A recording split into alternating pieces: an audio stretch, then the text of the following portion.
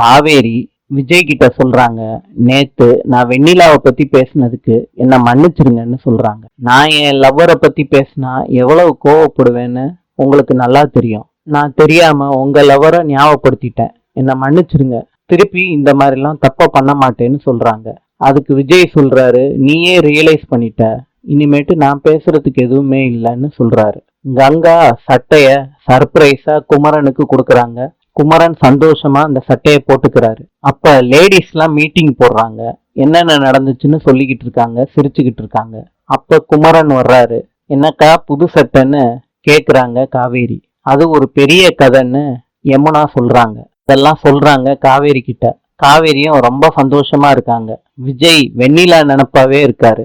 விஜய பார்த்து தாத்தா கேக்குறாரு, நீ சந்தோஷமா தான் இருக்கியா?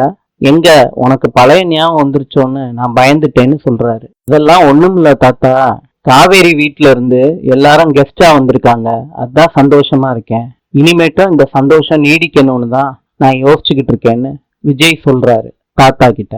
தாத்தா சொல்றாரு, நீ சந்தோஷமா இருந்தாலே எனக்கு போதும்பான்னு சொல்லிட்டு கிளம்பிடுறாரு. திருப்பியும் விஜய் வெண்ணிலா நினப்பாவே இருக்காங்க. இப்போ ஒரு காரு வருது, அதுல இருக்கிறது வெண்ணிலா. விஜயோட போஸ்டரை பாக்குறாங்க.